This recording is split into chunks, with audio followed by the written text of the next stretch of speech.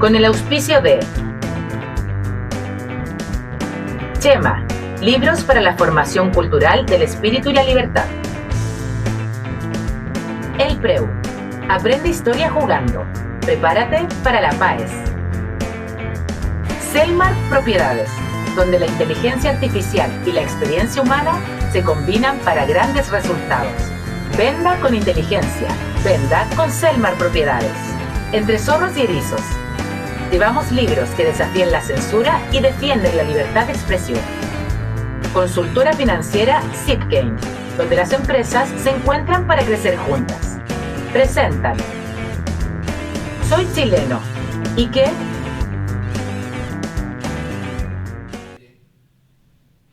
Soy chileno y qué. Nuevamente con ustedes, esta es la última entrega de este primer periodo, de esta primera serie de episodios que hemos tenido desde hace alrededor de 10 semanas más o menos. Y la verdad de las cosas es que estamos muy contentos porque estamos realmente celebrando este cierre de primera temporada. Antes de partir este último episodio, yo quiero dar muchísimas las gracias, sobre todo a nuestros auspiciadores, Librería Chema, que se ha portado en modo increíble, siempre proporcionándonos toda la información que hemos necesitado, entre zorros y erizos del mismo modo, también una de las editoriales más importantes aquí en Santiago. No se diga de elpreu.cl, que nos empezó a apoyar desde el día 1 con el preuniversitario de Historia Online y con gamificación. Y por supuesto, Selmar Propiedades es la inmobiliaria del sector poniente de Santiago, donde tú puedes hacer realidad tu casa propia. Estamos recontentos por eso, gracias a nuestros auspiciadores, gracias por haber confiado en nosotros en esta primera serie de Soy Chileno y qué. Y el día de hoy estamos con José Ignacio Musalem, a quien te agradecemos muchísimo que nos estés acompañando el día de hoy. Creo que no necesita muchas presentaciones, economista de la Universidad San Sebastián, invitado a muchos otros programas de conversación y por supuesto también Esteban Riquelme, que también nos está acompañando como siempre, panelista ya fijo, activo fijo del programa. Y el día de hoy vamos a hablar de un tema muy especial, porque estos últimos días han sido temas muy interesantes, 43 medidas que entregó José Antonio Kast, el nuevo gobierno, y que ha empezado a generar una serie de conversaciones, polémicas, análisis, está en este momento en la mesa, en todas las conversaciones, digamos, sobre qué significa, hacia dónde va, qué va a suceder. Y aquí yo escuché esto en el auto que estaban comentando como, hey, esto es más o menos como el proyecto de Boric, iba a decir el mamarracho, no debo decir eso, perdón, no, me lo quito de encima. ¿Qué pasa? ¿Es esto parte del alma del nuevo gobierno? ¿Qué pasa si no lo logran? No sé, José Ignacio, ¿qué piensas tú? A ver, yo iría por parte. Lo primero es que hay que recordar que el expresidente Boric sentenció 2 veces su mandato. El primero efectivamente fue con el proceso constitucional y el segundo fue con la reforma tributaria que quería hacer Marcel en su momento. Yo creo que a diferencia de lo que fue en el gobierno del expresidente Boric, lo que le pasa a José Antonio Kast ni se acerca ni se va a acercar el mero hecho de que pueda ser rechazado este proyecto en conjunto. Porque primero de todo, si es que se vota en contra, la clase política va a tener que explicarle a la ciudadanía por qué votaron en contra proyectos que básicamente venían a ayudar a la clase media y a los ingresos bajos de este país. Y segundo, tenemos mucho tiempo todavía para poder seguir presentando proyectos distintos que vayan en la misma línea. Obviamente no se puede presentar el proyecto en un conjunto, que básicamente es lo que le da certeza a la viabilidad fiscal del país, el hecho de que cuando uno presenta todos estos proyectos en conjunto, precisamente las medidas van en línea de poder proteger las arcas fiscales, básicamente. Así que no, yo creo que no nos acerca a lo que fue los dichos del expresidente Piñera. Sin embargo, no sé ahí, Esteban, la probabilidad de que se bloquee esta iniciativa del nuevo gobierno, ¿es alta, es media, es baja? ¿Cómo la ves tú? Bueno, primero que nada fue la minuta de la oposición. La oposición tiene 2 almas. De hecho, el Frente Amplio y el Partido Comunista ya dio la idea de rechazar la idea de legislar. ¿Y qué pasa con esto? Que el gobierno tendría un tropiezo por lo menos de un año para volver a tirar la ley, volver a presentarla. El proyecto. Yo creo que eso no va a pasar. Se están piquiñando votos y ya vimos que hay descolgado del partido de la gente, así que se podría el proyecto llegar a buen puerto. Sí. Pero es la minuta, es la estrategia que tiene la oposición, cierta parte de la oposición, de querer que el gobierno falle. Digamos cómo es la cosa, o sea, sincerémonos, seamos intelectualmente sinceros, porque la gente dice queremos que le vaya bien al país, pero hay ciertos partidos políticos que quieren que la llamen al gobierno para ver si de nuevo le toca su turno. Bueno, pero en este caso, por ejemplo, aquí hay un tema que también se está discutiendo muchísimo, es que el costo de este plan, de este proyecto, es alrededor de 2.700 millones de dólares, y con la menor recaudación de impuestos. ¿Qué tan viable es que realmente se logre esto? A ver, yo lo separaría. Esto es como, mira, recaudar 1 de 10 es menos que recaudar 0,5 de 1 millón. Entonces, ese hecho de que por el hecho de uno bajar los impuestos a recaudar menos, uno tiene que ver la evidencia empírica. Islandia, Escocia, Lituania, Suiza, Alemania, Chile hace 12 años atrás. O sea, los países te muestran que en realidad no es real esto de que tú bajas los impuestos y recaudas menos. Ya todos estos países demostraron. El tema es que todo esto tiene que venir con incentivos para que precisamente llegue la inversión, para que la torta sea mayor, por ende uno recauda más dado a que la torta es mayor. Pero yo esto siempre lo explico de la siguiente manera. Esto es como que uno tiene un banco A, un banco B, y el banco A te ofrece usar una tarjeta con un interés del 1% y otro te ofrece al 2%. Yo digo, ¿qué harían ustedes? Van a usar el del 1%. Pero ¿qué pasa si yo te digo que el del 1 te dice que de repente te va a poder cambiar las reglas y te va a poder poner una tasa de interés del 5%? ¿Cuál vaya a preferir, el del 2%? Bueno, eso es lo mismo en los países. Uno tiene que ser inteligente en el sentido de que está bien, ofréceme todas las tasas, el impuesto a la primera categoría que tú quieras, pero si tú no me das certeza jurídica de que las reglas en las cuales yo invertí en este país van a ser básicamente las mismas en 10, 15, 20 años, yo tampoco te voy a venir a invertir. Ahora, nosotros tenemos diferentes maneras porque el Partido Comunista y el Frente Amplio te hacen un juego que es tremendamente mentiroso, porque te dicen es que vamos a recaudar menos. Sí, porque tú en tu lógica conceptualizas que el gasto no puede ser tocado. O sea, el presupuesto que nosotros básicamente hoy día tenemos de 90.000 millones de dólares no puede ser tocado, no se puede bajar. Pero cuando tú te das al presupuesto y ves en qué se gasta esa plata, te das cuenta que no es real, porque por ejemplo el BID, el 2017, el 2018, dice nosotros tenemos 5.000 millones de dólares en programas mal evaluados. El costo que tiene esto son 2.800. O sea, yo con la mitad de esos programas puedo financiar la diferencia de la supuesta no recaudación que se va a hacer. Ahora también el Fondo Monetario Internacional dice que nosotros tenemos más o menos 12.000 millones de programas mal evaluados, que son más o menos 700. O sea, ya no son 5.000, sino que son 12.000 millones. El tema es que parte de la clase política, yo te diría más bien encarnado, y yo creo que hay 3 oposiciones, yo creo que no hay 2, yo creo que hay 3 oposiciones. Por un lado tenía el Partido Comunista del Frente Amplio y una parte de la S, que te dicen que no van a ni siquiera, o sea, a ellos se les paga por legislar, se les paga por debatir, por ver qué es viable y qué no, pero no te puedes rechazar, tú no puedes rechazar el hecho de que algo se discuta. Por otro lado tenemos una parte, por ejemplo, el PPD, que dice que está dispuesto a venir en esta línea, pero que no está dispuesto a dejarle los impuestos a las grandes empresas, y también ahí después vamos a hablar de otra mentira.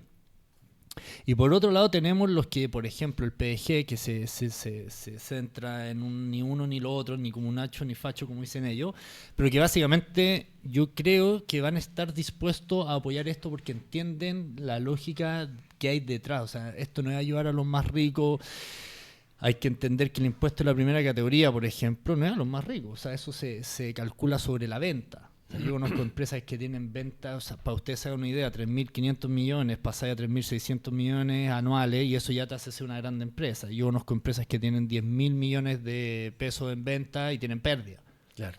Entonces hay que entender más o menos la lógica en realidad. Por eso es difícil legislar desde lo público a lo privado, porque no entienden las lógicas, no saben cómo funcionan, nunca han trabajado en una empresa. Entonces, yo creo que hay que ser tremendamente inteligente en cómo vamos de a poco derrumbando precisamente todos estos mitos que se van creando en relación a todo esto por el mero hecho de asustar a la ciudadanía, que se van a quedar sin derecho y todo eso. Así que, mira, yo estoy súper tranquilo porque creo que hasta el momento lo estamos haciendo bien y yo sí creo que se va a aprobar este proyecto. Pero ¿creen ustedes, por ejemplo, que con estos recortes es suficiente para poder financiar el costo del proyecto? Y cuando hablo de estos recortes es, por un lado, tiene que ver con estos programas mal evaluados. ¿Es realmente viable hacer ese recorte de programas mal evaluados? Y la otra es la carga del Estado, el Estado gigantesco que tenemos hoy en día.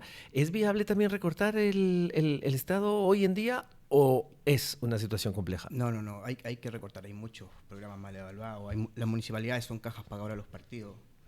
De hecho, sabemos que la política redistributiva de Chile es malísima. O sea, el índice Gini, que tanto le gusta compararse a los zurdos con la OCDE, Chile es pésimo. Antes de impuestos y después de impuestos se mueve muy poco, solo como 34 puntos, es bajísimo. Y como bien decía José Ignacio, hay gente que yo creo que no es que no lo entiendan, sino que tienen un discurso para que la gente se equivoque y se confunda. Las ventas no es lo mismo que las utilidades. Y antes de recaudar tenemos que crecer.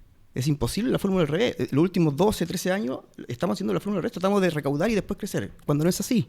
Y él bien lo dice, lo puede decir cualquier tributarista. Tú vas a un contador y lo que te quiere bajar el contador para que paguen menos impuestos es tu base imponible, no tu tasa, porque la tasa está fija. Entonces, si comparamos, por ejemplo, Boric, que creció 1,9%, contra Piñera, que creció 5,4% en Piñera 1, y tenemos una tasa el doble más chica que uno con respecto al otro, igual íbamos a crecer más y íbamos a recaudar más en el gobierno de Piñera. Eso es claro, es simple matemática, es súper simple. Pero obviamente hay un discurso aquí para confundir a la gente.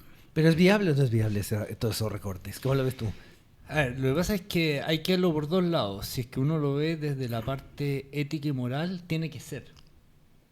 No hay más opción, si no podemos seguir con este nivel de gasto que tenemos. Sino los países desarrollados, cuando uno los calcula en base a la población que tiene, nadie gasta lo que gastamos nosotros. O sea, para que se hagan una idea, nosotros tenemos hoy día 27 ministerios, el número 1 es Venezuela y después venimos nosotros. Claro. Entonces, moral y éticamente tiene que hacerse. Ahora, la pregunta yo creo que es otra. ¿La clase política está dispuesta a hacer el recorte que se tiene que hacer? Mira, yo creo que ahí es donde te juegan las distintas almas. Yo creo que hay una alma... O sea, la derecha está dispuesta a hacerlo porque entendió que básicamente bailó al ritmo de la izquierda más radical y le terminó pasando el costo a tal nivel en que el PDG hoy día es el tercer partido con más militantes, después viene el PNL y está el Partido Comunista, creo, arriba. Por ende... Los cuatro partidos más potentes de los cuatro, 2 son nuevos y con menos de 4 años de existencia. Entonces yo creo que, y el discurso que te cala finalmente es, acá se desordenó todo, la fiesta la está bailando la clase política y la gente de bien, básicamente, que son los que trabajamos en el sector privado para mantener básicamente a todas estas personas, hoy día hasta acá es peor. O sea, para ustedes se hagan una idea, nosotros hoy día tenemos que trabajar 3 meses más o menos para poder darle rendimiento al Estado. O sea, un chileno común y corriente en su casa le trabaja 3 meses al Estado, sin trabajar para el Estado. Eso es inviable en cualquier sociedad sana. Y yo creo que lo otro que tenemos que ir cambiando es esta odiosidad que hay. O sea, la izquierda más radical funciona a través de la lucha de clase, aunque muchos digan que no. La lucha de clase lo que te hace precisamente es confrontar dos almas y al final cuando tú tienes la confrontación de esas almas, lo que te termina pasando es que se transforma en una lucha de buenos contra malos. Por eso está el tema de los ricos contra los pobres, los empleados contra los empleadores, los blancos contra los negros, los homosexuales contra los heterosexuales, los que se persiguen de una forma con los que se persiguen de otra. Entonces, esto hay que hacerlo. Aquí no tenemos que romper esta división de los buenos y los malos y tenemos que dejar de sangrar básicamente a los ingresos medios y bajos de este país. O sea, no hay, si no, Chile va a desaparecer. O sea, los empresarios se van a ir. Ándate a Paraguay, te cobran la mitad de impuestos. Claro. Tenís certeza jurídica. Y lo que van a salir perjudicados realmente de todo esto van a ser los ingresos medios bajo el país. Que la moral y la ética es precisamente algo de lo que claramente estamos empezando a mirar, que carecemos, o de alguna manera estamos mirando muy por encima o derechamente no mirando. Y la pregunta es esta, porque en función de lo que tú acabas de mencionar, la oposición en este momento está amenazando con la idea de no legislar. Si no legislamos esto el día de hoy, por ejemplo, ¿qué significa? Que va a quedar aplazado por un año.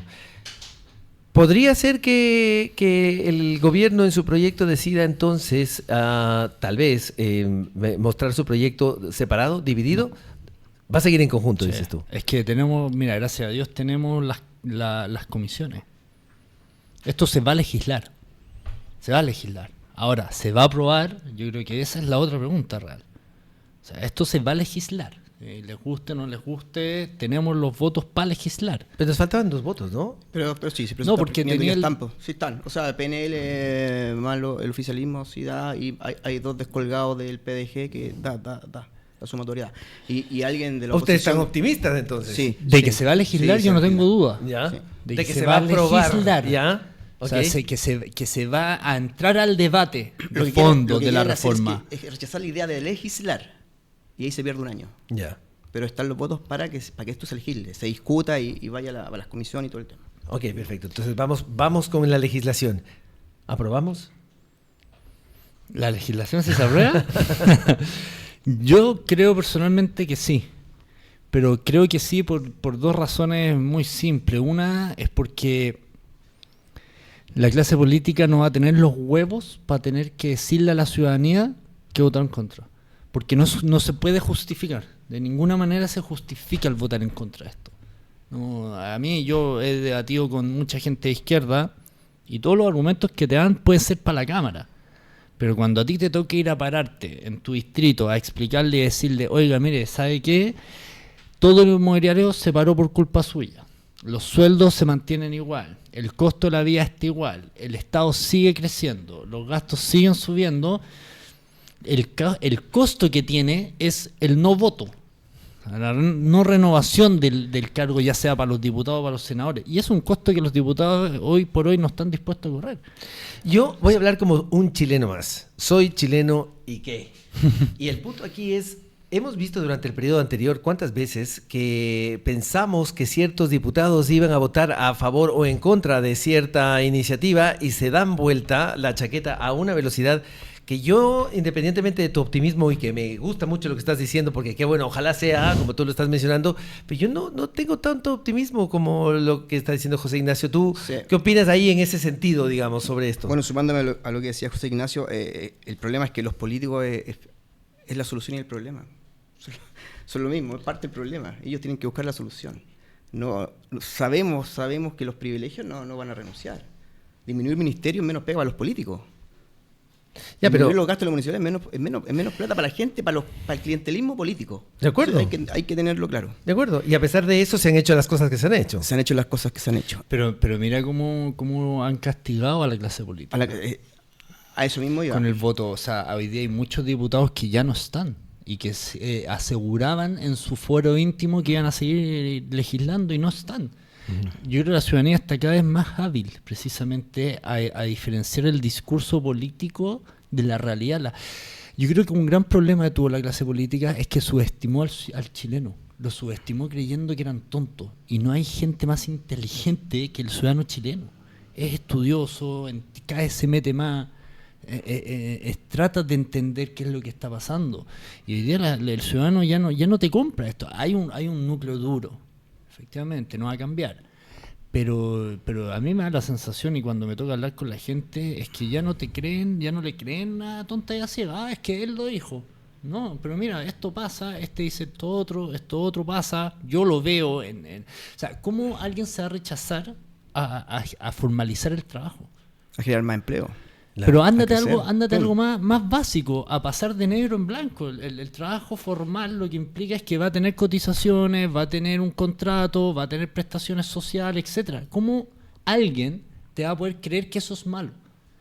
¿Cómo justificáis en el relato Y eso? sin embargo te están vendiendo en este momento que la rebaja tributaria es exclusivamente a favor de las grandes empresas. Sí, pero las encuestas ya dicen que la mayoría de la gente quiere que esto se apruebe. El 54%. Lo que pasa es que aquí hay una disyuntiva, porque date cuenta que la izquierda más radical solamente se toma, y lo único que de las 40 propuestas, la única que toman es el tema de la rebaja del impuesto a la primera categoría. No, a la primera categoría. Porque la última encuesta dice que el 78% cree que hay que eliminar los impuestos. Se corrió el cerco. O sea, el domingo en Mesa Central no podían creer que Chile se transformó en liberales, pues no creen en los impuestos, creen que el impuesto que debería funcionar es precisamente a las empresas más ricas. Pero eso también viene apalancado del discurso que usa la izquierda. Si no se pueden tomar de otra cosa, no sea eso. El tema, y lo que van a tener que ver cómo lo sostienen en el tiempo, es cómo lo hacen con las 155.000 pymes que se van a ver beneficiados en esto. Claro. Chile, al decir Chile que no quiere más impuestos, ¿se está transformando en un pueblo liberal o libertario? Sí, o sea, en la última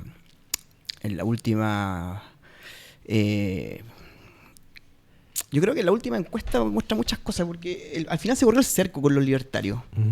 Con el libertarismo, con las ideas de la libertad, con mucha gente que está defendiendo esta idea, como José Ignacio, como Víctor, como muchos. La gente se dio cuenta. Si al final de cuentas, el tema es que al pagar impuestos nos ves una retribución. No hay algo de vuelta. Y todos pagamos impuestos. O sea, el chileno paga impuestos desde que nace hasta después de muerto. Porque te cobran impuestos a la herencia y tienes que pagar por el ataúd donde tú eres el usuario, pero no eres el que paga. Y tienes que pagar por los remedios. ¿Y en qué vemos reflejado eso? En la vida diaria. A una persona, no sé, entre 20 a 65 años, ¿qué te da el Estado? Nosotros tuvimos estos programas donde las regulaciones que hacían eran encarecer el servicio. El que se veía afectado era el consumidor final. Lo vimos en la ley de Uber, en la ley de feria, donde lo que querían hacer era el manotazo. Venían con otras excusas, que era el tema de la seguridad, el tema de formalizar a los feriantes cuando ya estaban todos formalizados. Estamos pagando impuestos y queremos una mejor calidad de vida, evidentemente, por el pago de esos impuestos. Queremos más seguridad y no la tenemos. Queremos mejores caminos para poder transitar y seguimos pagando TAG, más impuestos sobre el impuesto. Entonces, para mí también me parece como súper lógico que el pueblo chileno, en definitiva, diga, ¿para qué pago impuestos si no estoy obteniendo una contraprestación? La retribución, digamos, a este pago. Así que está correctísimo. Sin embargo, ahora, en este proceso, digamos, aquí, hasta donde yo entiendo, hay 76 votos, creo que están absolutamente seguros, pero hay que hacer asegurarnos para que sea aprobado, por ejemplo, conversar con el Partido de la Gente o qué cosas está dispuesto, crees tú, el gobierno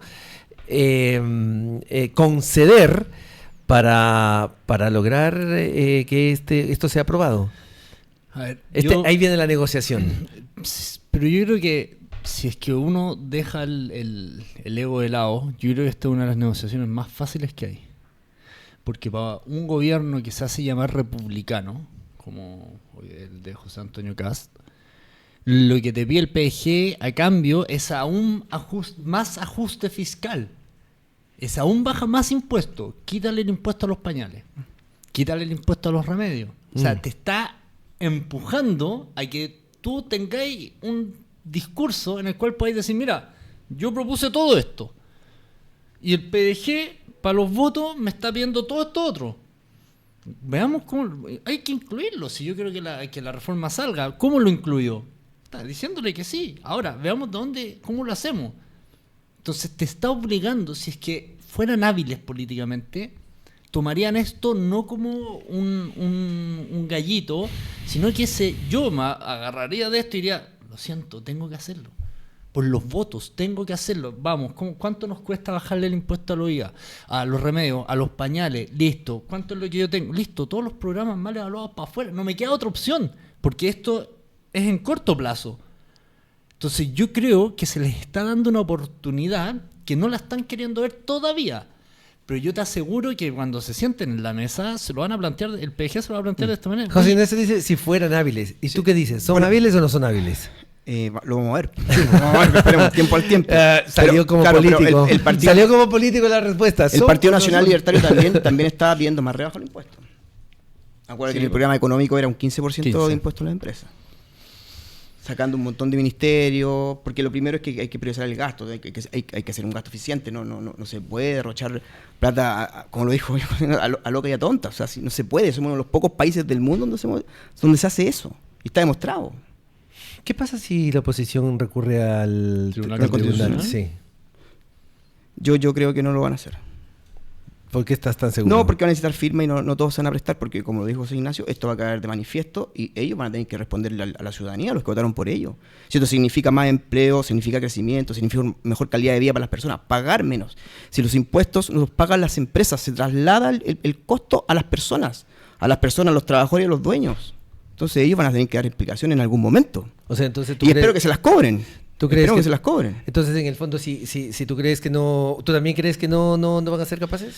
Yo esta oposición me espero cualquier cosa, la verdad. Porque entonces ahí debería haber un plan B. Lo que pasa es que más que el plan B, yo creo que... Lo que pasa es que el Tribunal Constitucional hoy día tiene un gran problema. Y es que la mayoría de los que están puestos ahí fueron por Boric. Ese es el mayor problema que tiene. Ya. Ahora, no basta solamente que hayan sido puestos por Boric, sino que tienen que justificar en derecho. Eso quiere decir que tienen que, lo que ellos decidan, estar justificado en la ley. Entonces van a tener que justificar legalmente cómo todos los que aprobaron esto, juristas, diputados, senadores, parlamentarios, todos están mal. No es tan fácil, no es llegar y decir, oh, estoy en contra. No, pues no te van a perdonar, porque después te lo van a... yo creo, y por eso yo creo que esto está siendo tremendamente crítico, porque van a dejar en jaque muchas cosas que no se pensaba que se podían dejar en jaque, como el Tribunal Constitucional. Porque el Tribunal Constitucional, como va a tener que fallar en derecho, no es llegar y decir, ay, no, ¿sabes qué? Yo creo que no. Vaya a tener que ir en contra de todos los juristas que están diciendo que esto es constitucional. Por ende se les va a generar un problema de perdemos la credibilidad total y realmente entra lo que decía Johannes Kaiser, que hay que entrar a intervenir el poder legislativo, el poder judicial, o de frente las instituciones están funcionando, por ende podemos mantenerlas así.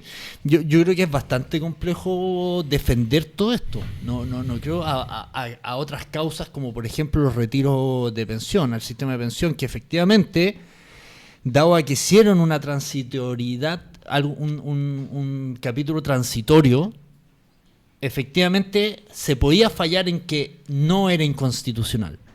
Por ende se aprobó. Esto tú no tienes como hacer un proyecto transitorio que diga que es inconstitucional. Uh-huh. Por eso están siendo tan hábil en decir que es una ley miscelánea, porque efectivamente la ley miscelánea está prohibida constitucionalmente. Entonces ese es el juego en el que están tratando que entre el gobierno sin hacerlos entender que no van a entrar en ese juego. Yeah. Entonces yo creo que va a ser tremendamente complejo. Yo creo que lo van a llevar al Tribunal Constitucional, no tengo duda. Lo van a llevar. El problema es que el Tribunal Constitucional le va a tener que decir, lo siento, esta vez no puedo, porque no me puedo agarrar de ningún resquicio para decir que esto es inconstitucional, porque no es una ley miscelánea. Eso es lo que yo creo que va a pasar, porque no creo que se queden sentados esperando ya sabes que la pasaron. No. Sin embargo, lo preocupante aquí es que te están vendiendo, o sea, todas estas cosas son cosas que empiezan a aparecer, ¿no? Que la ley miscelánea entonces empieza a vender como ya empieza a ser como un dogma de fe. O sea, todos empezamos a hablar ya de la ley miscelánea porque te lo van poniendo. Entonces, a pesar de ello, ¿tú crees que no va a pasar? Es que no es miscelánea, porque miscelánea tiene que tocar varios capítulos de la Constitución, del Código Penal. O sea, no es llegar y porque tiene un conjunto de leyes o de cambios que van dentro de una ley, automáticamente es miscelánea. No, o sea, nosotros recordemos que el gobierno de la presidenta Bachelet hizo algo parecido separado. Reforma a educación, reforma al sistema electoral, reforma a la reforma tributaria, quitó el binominal, institucionalizó de nuevo al Partido Comunista. Yo creo que le va a costar demasiado a la oposición darle una razón. veraz y jurídica al Tribunal Constitucional para poder decir si es que esto es inconstitucional. No lo veo factible. Vamos a menciones, querido Jorge. Señores, estamos en Soy Chileno y ¿qué? El primer podcast del sector poniente de Santiago. Hemos cambiado de lugar. Y hemos cambiado de lugar porque vamos a iniciar la nueva temporada. Y todavía no entienden que esperen un ratito que termine de hablar la persona para poder hablar de Librería Chema. Librería Chema es la librería políticamente incorrecta, pero es donde puedes encontrar lo mejor en libros en este momento, precisamente para todo esto relacionado con la batalla cultural. El preu.cl es un preuniversitario de historia con gamificación. ¿Qué es esto de la gamificación a todo esto? Son juegos. ¿Cómo tú puedes aprender la historia para dar la paz a través de juegos? Eso lo hace más entretenido, que tú quedes mucho más enganchado y pases más tiempo, digamos, y dominando la información que tú necesitas dominar para que des una excelente prueba y tener un excelente puntaje y obviamente salir dentro de los 10 primeros. Y este año será un desayuno con José Antonio, va a ser distinto de desayuno. Siguiendo con eso, tenemos a Entre Zorros y Erizos, también tremenda editorial, a quien le agradecemos muchísimo por todo el apoyo que nos ha dado durante toda esta primera temporada. Y finalmente, Selmar Propiedades. Venda con inteligencia artificial y venda su propiedad con Selmar Propiedades. Ellos son los expertos en el sector poniente de Santiago. Dicho así, muchas gracias, señor director. No me grite, ya dije las menciones, así que vamos a volver al tema. Quiero volver al tema de los impuestos, o sea, pasar del 27 al 23% para el año 2030. O sea, esta disminución gradual nos va a ayudar realmente a ser competitivos. No estará muy... algo faltó, está muy lento hasta el 2030. ¿Por qué no se hizo más rápido? O hasta el 23% cuando pudimos haber... creo que en la época de Bachelet estuvimos hasta el 21, 22. Antes de Bachelet. Antes de Bachelet, O sea, claro. estuvimos en un 15. Sí. Claro. ¿Por qué entonces no empezamos a hablar de volver de los 90 estuvo en el 15 cuando Chile creció al 10%. A ver, aquí hay una receta importante, ¿ah? O sea, aquí me hablan de Suecia, Finlandia, tiki ya, ¿sabes qué más? Hablemos de Chile. Si Chile hace 20, 25 años teníamos este tipo de impuestos mucho más bajos y éramos mucho más competitivos, mucho más productivos, entonces no tenemos que mirar a Escandinavia, mirémonos a nosotros mismos con hace 25 años de... Lo que muy bien dice José Ignacio, que aquí hay que tener un paquete de medidas, hay que disminuir los riesgos confiscatorios. Nosotros venimos saliendo de dos procesos constituyentes. Eso nos da certeza jurídica, aunque se votaron bien, pero igual por un inversionista es preocupante. Tenemos que bajar los impuestos, hay que aumentar la seguridad, porque la persona a pie se va a comprar un celular, sale a la tienda y lo asaltan. Te aumentan los impuestos, las contribuciones no se bajan. Entonces, mientras más bajemos todo esto que puede confiscar nuestra propiedad, mayor van a ser las ganas de invertir. Cuando haya más certeza, van a invertir. Por eso mismo. Y tenemos que estar más bajo que la OCDE, porque no estamos iguales en las diferentes ramas de lo que da seguridad jurídica. Eso es lo que está motivando mi pregunta en este momento. Entonces, pasar del por 27... por eso en el programa de gobierno con Víctor se quería llegar a un 15, porque tenemos que incentivar la inversión de alguna u otra forma. Porque en relación a otros países OCDE estamos en desventaja con eso. Y entonces, ¿será suficientemente esa rebaja, será suficiente para ser productivos? A ver, yo creo que son dos cosas diferentes. El impuesto que uno cobre siempre tiene que ser más atractivo cuando uno se mandó una embarra. Eso es un hecho. O sea, cuando nosotros decidimos hacer los retiros de pensión, lo que hicimos fue generar la inestabilidad a la certeza jurídica de los inversionistas. ¿Qué quiere decir eso? Que el inversionista dice, yo me voy porque no sé en qué momento se van a emborrachar de nuevo y van a empezar de nuevo a hacer tonteras. Basta al 23. Si tú me preguntas a mí personalmente, no. Yo creo que todo esto tiene que ser... Lo que pasa es que en general cuando se le hacen reformas al Estado, uno lo tiene que pensar en reforma de 3 generaciones. Y por lo general la reforma de primera generación siempre es la señal hacia la baja del costo que tiene mantener este elefante lento, pesado que se llama Estado. Pero posterior a eso, lo que uno tiene que ir haciendo es ver qué es lo que está pasando con los pares. Y cuando tú ves lo que pasa con los pares, si tú me preguntas hoy día a mí, yo prefiero irme a Paraguay. ¿Por qué? Porque no me he mandado ninguna borrachera en la cual el inversionista diga, no, es que espérate, Paraguay me ofrece A, usted me ofrece nada, pero tu clase política me demostró que es tanto el ego que tienen que les da lo mismo perjudicar, porque el inversionista para ellos termina siendo el mal de todos los males. El gran problema que tienen acá es que la señal que le dan al inversionista es: ustedes son malos, las empresas grandes son malas y contra ustedes es la lucha. ¿Qué dice el empresario? ¿Para qué me voy a ir a meter yo a un lugar en donde yo soy el malo? O sea, yo prefiero irme un poquito más al lado, en donde tengo muchísimos más beneficios, pero tengo algo que aún es más importante, que es la certeza jurídica. Uh-huh.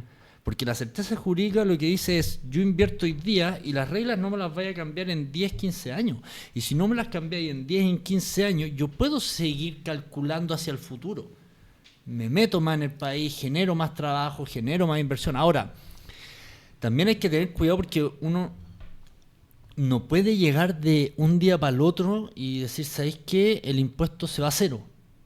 Porque efectivamente hay obligaciones y derechos adquiridos, como por ejemplo la PGU, que hay que darle cumplimiento. La PGU te cuesta casi 40.000 millones.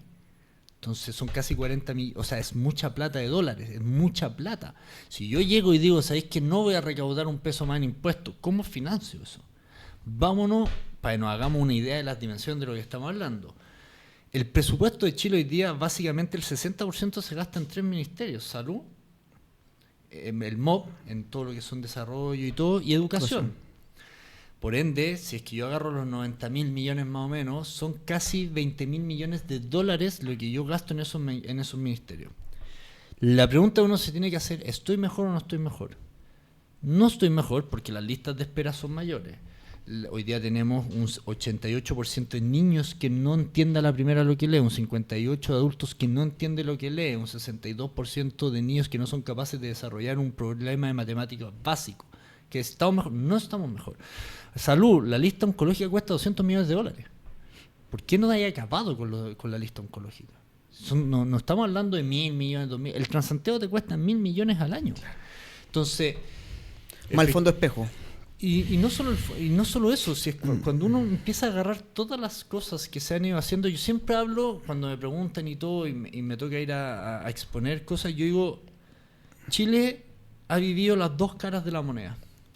Chile hasta el 2014 vivió el apogeo de un país que éramos tercermundistas y terminamos siendo el jaguar de Latinoamérica, como nos llamaban, y siendo la envidia de países europeos y nórdicos para ver cómo lo hacían, replicando cosas que se hacían acá. Y del 2014 a la fecha nos transformamos en Haití. No en esa dimensión, pero lo pongo así para que se entienda los contrastes de que fuiste Inglaterra y hoy día iría Haití, básicamente. O sea, volvimos al 73 en un sentido. O sea, básicamente lo que nosotros hicimos fue retroceder todos los esfuerzos que la mejor generación que hemos tenido, que es la de nuestros papás y nuestros abuelos, básicamente la tiramos al tacho de basura por unos niñitos que creían y que se hacían decir que sabían perfectamente cómo se tenía que hacer todo. Entonces ahora hay dos opciones. ¿Queremos volver a ser el Chile hasta el 2014? ¿O queremos seguir en esta línea y terminar siendo un país tremendamente pobre, con una juventud que es incapaz de tener tolerancia a la frustración, que se cambian de trabajos como quien se cambia de zapatos, que son incapaces de desarrollar un ejercicio de matemática simple, no entienden lo que leen? Yo personalmente no le quiero dejar ese país a mi hijo, pero ya sabemos cómo hacerlo. Entonces la baja de impuestos precisamente va en línea de eso. Yo sé que los estados no están para rentabilizar las cosas, pero todo se tiene que medir. Cuando los incentivos están mal puestos, el resultado es fatal, porque el incentivo del estado es a un cumplimiento de un presupuesto. Ese es el incentivo que tienen, porque si no te quitan tu presupuesto y se lo dan a otra persona. Entonces, por eso de repente vemos gastos, por ejemplo, en octubre, noviembre, diciembre, que son explosivamente lineales hacia arriba. O sea, tendencia de curva en un... veo que el gasto viene así, ¡bum!, se te va para acá arriba, precisamente por lo mismo. Entonces, yo creo que hay que bajarlo. Si tú me preguntáis a mí, yo sería más osado y no lo haría hasta el 2030. Yo al 2030 lo dejaría, por decirte, mínimo, o sea, llegar mínimo al 18%, porque se me va a dar el tiempo precisamente para reducir los gastos que tengo, ver desde dónde ajusto precisamente y con eso decirle a la inversión. Y que hay otra idea que ahí tiene que Johannes, que es tremenda, que es cómo le das invariabilidad legislativa, regulatoria. Que eso es lo otro que tú tienes que decirle. O sea, yo vengo, invierto y te aseguro que no te voy a cambiar las reglas del juego sin importar que un tribunal después decida que lo que se dio a través de distintos permisos ministeriales ya no es así. Y con eso lo que te va a pasar inevitablemente es que la evidencia empírica te va a empezar a mostrar que el impuesto lo va a tener que ir bajando, no te va a quedar otra. Pero para eso hay que ser responsable, porque si yo llego ahora y bajo todo, vamos a volar por los aires. Te metiste en el tema de la invariabilidad tributaria también. La pregunta ahí es, esos 25 años que están proponiendo de aseguramiento, digamos, de las condiciones de inversión y todo, ¿es suficiente? A ver, los proyectos mineros, por ejemplo, uno por lo general los ve a 30 años. Y este es 25 años. 25. Entonces, por eso yo creo que es complejo esto de no atreverse a ir un poquito más allá. O sea, yo pienso en una minera que tiene que invertir $1.000 millones y que solamente el proceso de instalarse en el país, contratar estudios de abogados para el tema de las permisologías, desarrollar todo eso le va a costar $5 millones para que yo me aprueben, check, avanza, para que después unos vayan al tribunal y el tribunal en un proceso me frene todo. Yo personalmente no invertiría, para serte súper honesto. Hay que ser demasiado patriota para poner en riesgo, porque al final también tenés que darle explicación a los inversionistas de por qué, pero si tú me dijiste, y listo, para el lado, Paraguay, Uruguay, Argentina, y listo. Y hay tantos países que, y con la globalización de hoy día, no sé si tiene sentido correr esos riesgos que son completamente innecesarios. Es más, a la gente le gusta compararse con los países desarrollados, pero no quieren transcurrir el camino que transcurrieron los países desarrollados para llegar donde están. Y eso es austeridad, eso es bajo impuesto, eso es eficiencia, eso es poner los huevos donde se tienen que poner, que es la educación primaria, no en la universidad. La primera infancia. En la primera. De hecho, hay un estudio, y con esto me callo, no hablo más, hay un estudio de la Universidad Católica del Centro de Estudio Longitudinal que dice que entre los 0 y los 2 años se genera una brecha que ya es irreparable en el futuro por el mero hecho de la alimentación que tienen entre las familias acomodadas y las no acomodadas. El hecho de no tener las comidas que tú tienes que tener con la cantidad de proteínas que tiene que tener, fibra, etcétera, te genera una brecha entre los 0 y los 2 años que ya después es irreparable. O sea, ya se te generó esa distancia entre esos niños. Entonces es ahí donde hay que meter todas las balas para tener las generaciones que el día de mañana queramos tener, no después ya no hay mucho más que hacer. Claro. No me quiero, antes y de... ese dato te lo respaldo con algo que pasó en los países socialistas. Como Cuba y Venezuela bajaron su capacidad cognitiva por la falta de alimentación. Cuando hay desnutrición, lo primero que se afecta es el cerebro. Eso está demostrado. Cuba y Venezuela, qué coincidencia. Oye, pero te quería hacer una pregunta y que me ayudes a explicarle al chileno promedio ¿qué es esto de la invariabilidad tributaria de la que estábamos hablando hace un minuto? Porque qué buen punto el que es una propuesta de este proyecto que está en 25 años y sacamos como resumen de lo que acabamos de hablar acá, es que debió haber sido más probablemente, no 25, al menos 30 para compararlo con el tema minero. ¿Qué es exactamente la invariabilidad tributaria para el común? Nosotros en el plan de gobierno teníamos una invariabilidad tributaria de 50 años. De 50 años. En simple es que a usted le cobran una tasa de interés, le dicen usted va a pagar 10. A largo plazo, 20, 30, 40, 50 años, va a tener las reglas del juego claras, y llega, por ejemplo, un Chávez y le sube la tasa o le quiere expropiar su empresa. Eso no puede pasar. Y para eso tenemos que ser un país serio y tenemos que demostrar que lo somos y que somos capaces de llevar eso por mucho tiempo. Es la única forma de que vengan a invertir grandes empresas acá. ¿Por qué crees? Con el gobierno Boric nos pasaron varias cosas. Se nos fue Google. Porque no teníamos problemas con el Ministerio de Medio Ambiente. Se nos fue Mar por un problema con los sindicatos. Los sindicalistas que presionaron para eso, ¿qué pasa ahora ellos? ¿A dónde están trabajando? No solo se vieron perjudicados a ellos, se vieron perjudicados a un montón de gente. Esa empresa le daba empleo a 1.520 personas, si no me equivoco. Pero hablando de la invariabilidad tributaria, tú acabas de mencionar que en el plan de gobierno de Johannes Kaiser ¿Sí? tenían una propuesta de 50 años. años. ¿Por qué crees tú que en este caso José Antonio se fue a la mitad? Porque no estaban ustedes en su plan de Sí, gobierno. pero bueno, Además de tiene eso. tiene otra visión económica también, esos más liberales clásicos, no sé, no. Hay poca escuela austriaca. Y como decía José Ignacio, también esto tiene que ser por parte, o sea, no se puede llegar y tirar la casa por la ventana. Y primero, antes de hacer cualquier tipo de estas cosas, hay que disminuir los gastos. De nuevamente, la palabra eficiencia.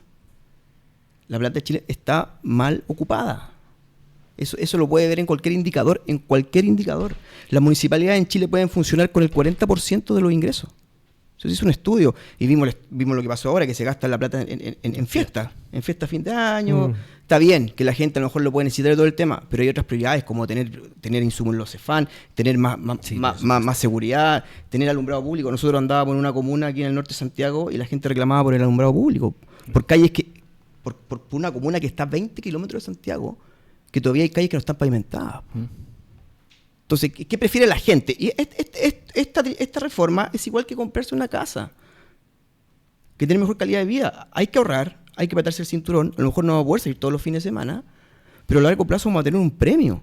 Y para allá apunta esto. Y la gente tiene que tenerlo claro. Esto significa mejores empleos, mejor calidad de vida, más salud, más trabajo. Pero si vienen con el cuento que solo se benefician a unos pocos, no, lo vamos a perder de nuevo. Aunque yo creo, de nuevo, personalmente, que se va a aprobar. José Ignacio, te quiero pedir, para el chileno de a pie que nos está viendo en este momento, entender primero, antes de entrar en el detalle de lo que está propuesto, digamos, ¿qué es esto de la reintegración del sistema tributario? Esto de igualar el impuesto de capital, el impuesto de trabajo, pero dicho con peritas y manzanas para entenderlo bien. Mira, la reintegración básicamente es porque nosotros hoy día tenemos, podríamos llamarlo de un doble cobro de tributos. ¿Ya? Cuando a usted le digan, no, es que Australia tiene una tasa mayor, usted dígale sí, pero no doble tributan. Tienen un sistema que precisamente yo no tributo como persona y como empresa. Cuando yo unifico todo, es que es uno. O sea, se unifica para todos los de una categoría el mismo impuesto. Da lo mismo el tema de las empresas. No, para la persona se unifica para todos igual. O sea, todos los que tenemos ciertas características tenemos las mismas reglas.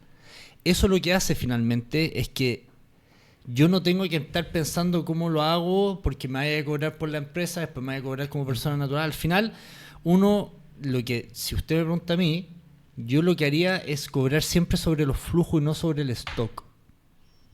O sea, yo no le puedo por eso las contribuciones básicamente son un robo, yo encuentro, porque es contra el stock. Yo tengo que ir contra lo que genera la persona o la empresa. Decía, una de las dos, persona o empresa.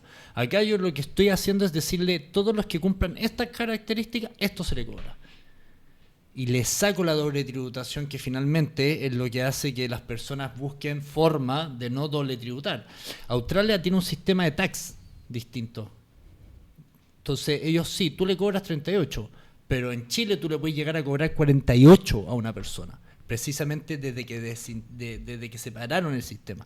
Si yo lo unifico, le digo a una persona, usted que cumpla con todas estas características, yo le voy a cobrar esto, ni más ni menos. ¿Y eso para qué sirve? Para yo proyectar. No tengo que andar contratando 20 contadores para ver cómo lo hago porque me vaya a sacar de acá, después me vaya a sacar de acá, entonces paso de este que es más alto a este que es más bajo, entonces le estáis pegando al flujo y le estáis pegando al stock. Estás pegando a los dos de una. Entonces el impuesto es mucho más alto de lo que cobra cualquier persona. Entonces básicamente José Antonio lo que hizo con esto es ningún problema, sinceremos el cuento. Tú tenías estas características, te cobro esto. Y de aquí para adelante. No hay más. Entonces yo con eso también puedo planificar a futuro posibles inversiones. Por eso yo digo que todo esto es un pack de cosas. Cuando uno ve, por ejemplo, el tema de donaciones, él va en la misma línea. Porque como a mí me cobran por todo, donaciones, herencia, el traspaso de una propiedad, si es que tengo empresa, del tamaño de la empresa, como persona natural, como persona jurídica, finalmente nosotros terminamos pagando una locura. Entonces lo que se busca con esto, a la misma vez es decirle al inversionista, cuando tú llegues y te constituyas como persona jurídica, vas a tener estas reglas del juego. Y básicamente es eso, en el fondo es simplificar el sistema. Si hoy día, yo le hago una pregunta a los que están acá, ¿alguno sabe cómo hacer su declaración de renta? Es imposible. Es imposible. Antes, yo me acuerdo de la época de mi papá hacía su declaración de renta porque era súper simple: ingresos, cuánto gastaste, todos los respaldos, tanto esto te da, el impuesto, listo, ahí está. Hoy día es tan loco que es imposible. Y hay contadores, los mismos contadores te dicen, es una locura. Hoy día los contadores dejan de trabajar en marzo para dedicarse solamente a la declaración de renta. ¿Por qué? Por lo mismo, tenía empresas, sí. ¿Cuántas empresas? ¿De qué monto? ¿De qué ingreso? ¿Tiene utilidades? ¿No tiene utilidades? Vamos, ¿tenéis propiedades? Sí. ¿Está arrendada? ¿No está arrendada? ¿Tenéis bono? ¿No tenéis bono? ¿Tenéis retiro? ¿No tenéis retiro? Es agobiante. En cambio, con esto lo que se busca es uno nuevo. ¡Tuc! Ahí está. Esto es. Listo. Se simplificó la vida. Qué bueno que mencionaste esto, porque Espérate, acotando, esto nosotros ya lo tuvimos en Chile. ¿Sí? En los mejores años de Chile, en los mejores años de crecimiento lo tuvimos. Teníamos 2010 hacia atrás, claro, un sistema integrado. Ahora en el lugar complementario hay tramos del 40%. La empresa, imagínate qué locura. O sea, una persona que quiere invertir lo va a pensar 2 veces. Pero a propósito de lo que tú estabas mencionando respecto a lo que era el pasado en el fondo, y todo esto cambió a raíz de La reforma tributaria de Arena. Sí. La reforma tributaria del gobierno de Bachelet. Sí. Exactamente.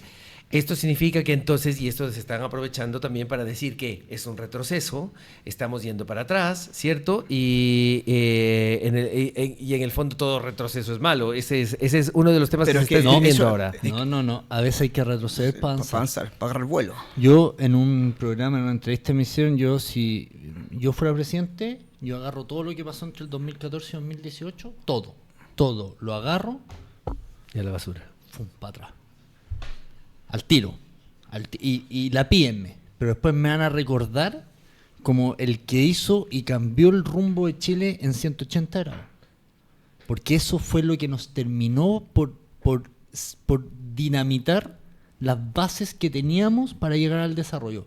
Precisamente fue eso, no es otra. La reforma de Arena, la reforma de Izaguirre, el cambio del binominal, por ende tenemos la casa de mono en el Congreso en donde no podemos llegar a acuerdos precisamente por eso. Destruiste la educación, o sea, destruiste todo, el crecimiento, todo viene del 2014 y institucionalizaste al Partido Comunista. Exactamente.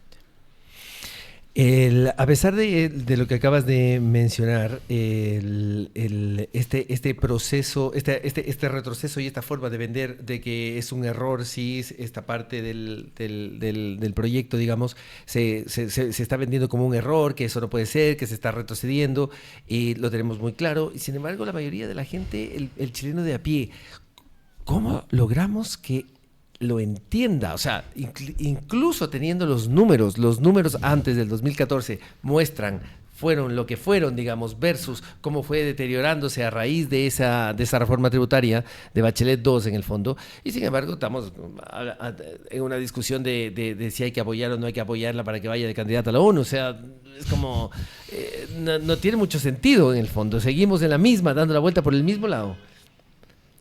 Los datos, Jorge. Bueno, aunque la gente ya lo entiende, sí, hay un gran porcentaje de la gente a pie que apoya esta reforma, pero los dos están ahí.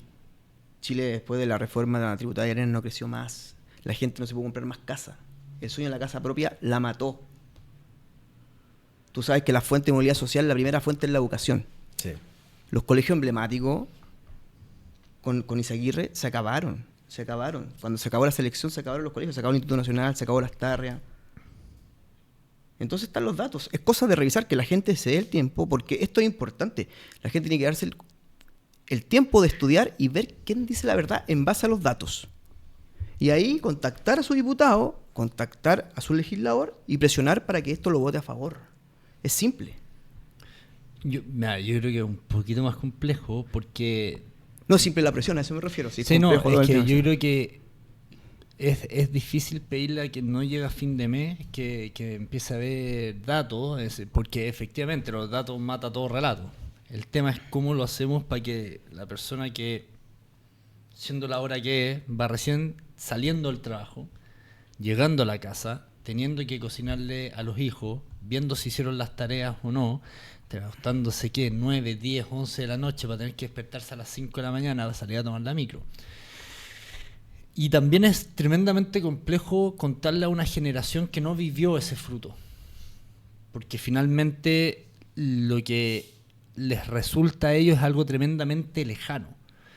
Yo creo que la manera en que habría que hacer esto básicamente es, por una parte, pedirles un acto de fe en el cual se les pida que confíen en lo que se hizo, en lo que se está haciendo, pero por otra parte, efectivamente, apelar a la historia.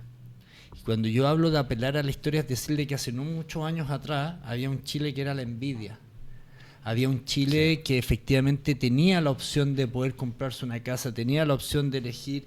Habían cosas que mejorar en el 2010 al 2014 sin ninguna duda. Habían falencias sin ninguna duda. O sea, eso nadie te puede decir que no. Ahora, ¿estamos mejor ahora que antes? Bajo ninguna duda. O sea, no existe la posibilidad. Entonces hay que decirles que efectivamente, como decía Einstein, querer cosas diferentes haciendo siempre lo mismo es de locos. Claro. Es de locos. Y nosotros llevamos desde el 2014 a la fecha, o sea, llevamos 12 años intentando lo mismo. Y ni siquiera es que haya un atismo de que vamos mejor. Por el contrario, todos los indicadores te muestran que vamos peor. Hay que atreverse a hacer cambios. Hay que atreverse. Y yo lo único que les pido es que piensen en las generaciones futuras. A mí me sirvió mucho mis hijos, porque yo sí pienso y digo, ¿qué Chile le quiero dejar a mis hijos? Antes me importaba quizás menos, me quedaba más al sector privado, no me metía en estas cosas, no me interesaba mucho. Hoy día digo, no, yo no le quiero dejar un Chile a mis hijos en el cual sentirse orgulloso por lo que te ganaste, el esfuerzo, el sacrificio esté mal, por querer comprarte una casa, por querer ayudar, por el mérito, el esfuerzo, el sacrificio. No hay una cuota de robo bueno, robar es mal, los valores y los principios están definidos, son claros, hay que volver a lo que nos hizo grande. Pero para eso hay que atreverse, da miedo, obvio que da miedo, porque finalmente muchos escuchan el relato de que mi papá sufrió, mi papá no logró ser parte de ese Chile, había un nivel de pobreza también, etcétera, etcétera, etcétera.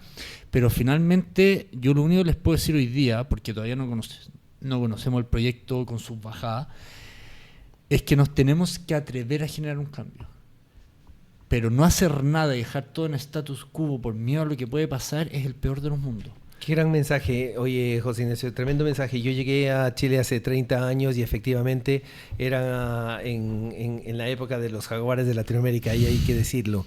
Las personas de mi edad en aquella época, muchos ya tenían su departamento y ya lo estaban pagando y habían sacado su hipotecario. Recuerdo mucho que me llamó mucho la atención la señora que nos ayudaba en casa, por ejemplo, nos decía que se iba a las 5 de la tarde porque tenía su mini pyme y esa era su expresión, tengo mi mini pyme. En otros países de Latinoamérica eso era imposible en aquella época y sigue siendo imposible hoy en día que personas de tales características, digamos, estén empresarias invirtiendo y sacando adelante algún tipo de plan de negocio, como lo que yo veía que sucedía hace 30 años, que ya no está sucediendo. Yo estoy muy contento con lo que se ha dicho en este podcast. Hay un tema adicional con el que me gustaría ir finalizando, y es el tema del pleno empleo. José Antonio Kast está hablando en su proyecto, si mal no entendí, que va a las metas de crecimiento, las metas de empleo, el desempleo que iba a bajar al 6,5% y un crecimiento que iba a ser del 4%. Un crecimiento del 4% que, si mal no recuerdo, desde el 2014 no se volvió a dar, digamos, o sea, ya fue disminuyendo. ¿Es viable? Vamos a tener pleno empleo en 4 años, con la aprobación de esta reforma. Vamos a lograr este pleno, y cuando digo pleno empleo es porque si la tasa de desempleo es del 6%, eso es pleno empleo. Sí. Vamos por partes. Pleno empleo se puede. Nosotros lo tuvimos en el 2010. Y puede ser que me esté equivocando porque no tengo las cifras exactas, pero yo creo que el 2018 y el 2019 crecimos por sobre el 2%, 3%, 4% con los 2 primeros años del expresidente Piñera, hasta que después vino el golpe de Estado isofacto que le trataron de hacer y posteriormente la pandemia.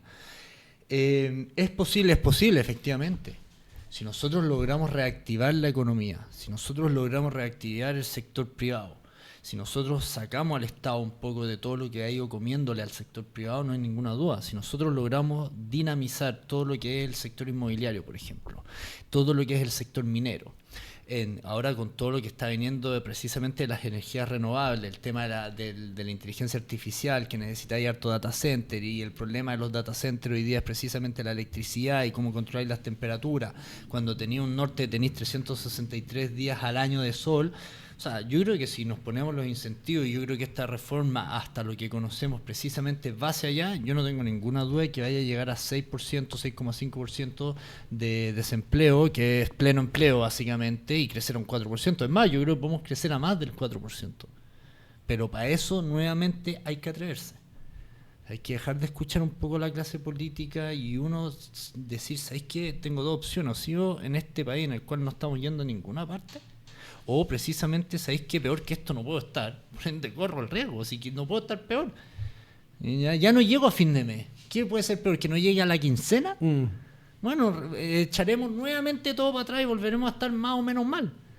Pero yo sí creo que se puede con esta reforma, y todo indica que va efectivamente hacia allá. El bono, por ejemplo, que quieren poner para el empleo, efectivamente lo que te va a hacer es sacar a la gente en negro y ponerla en blanco. Y eso es un incentivo que te va a ayudar precisamente. Y con darle dinamismo a todo el sector privado, yo no tengo ninguna duda en que ya lo hicimos, y ese es el tema. Nosotros no estamos tratando de inventar la rueda. Esto no es Haití, que nunca lo ha hecho. Nosotros ya lo hicimos. Sabemos cómo es y sabemos cómo se hizo. Volvamos a esas bases y volvamos a construir sobre esas bases, que eran cimientos duros, firmes, que hacían que la gente pudiese tener pega. Yo le voy a recordar algo. En el 2010, conseguir a gente por el sueldo mínimo era imposible. Ahí se acababa el paradigma del sueldo Era mínimo. Imposible. Y lo que se logró con eso, y que fue lo que a la izquierda la despertó, es decir, que no necesitábamos un sueldo mínimo. Porque yo llegaba a tratar de contratar a alguien por el sueldo mínimo y me decían, no, pues oiga, si a mí al lado me pagan 2 veces, y después me decía, el de 3 más allá me paga 3 veces. ¿Usted me quiere? Ningún problema, el problema ahora es de usted, no es mío. Yo tengo para regodearme donde poder salir a buscar pega. Ahora no, ahora te llegamos a tener un 9,8 mujeres, 8,2 en general, o sea, no, hoy día no era, pero ya lo hicimos. Sabemos cómo hacerlo, supimos cómo hacerlo, y hay que volver a eso. Y yo creo que José Antonio en ese sentido y su equipo va en la línea correcta. Tremendo el programa del día de hoy. Muchísimas gracias a todos ustedes por estar lo viendo. José Ignacio, muchísimas gracias. Mi querido Esteban, Riquelme también, muchísimas gracias por estar con nosotros en Soy Chileno y que. Quedémonos con esto. Queremos resultados diferentes, hagamos cosas diferentes. Si no hacemos cosas distintas, vamos a tener el mismo resultado y nos vamos a mantener ahí otra vez. Así que creo que ha sido un tremendo mensaje el día de hoy. Que estén muy bien todos. Muchísimas gracias. Muchas gracias a todos. Y hasta la siguiente temporada nos de Soy Chileno y Gay. Con el auspicio de Chema, libros para la formación cultural del espíritu y la libertad. El Preu, aprende historia jugando. Prepárate para la PAES. Selmar Propiedades, donde la inteligencia artificial y la experiencia humana se combinan para grandes resultados. Venda con inteligencia. Venda con Selmar Propiedades. Entre zorros y erizos. Llevamos libros que desafíen la censura y defienden la libertad de expresión. Consultora financiera Zipgain, donde las empresas se encuentran para crecer juntas. Presentó Soy Chileno. ¿Y qué?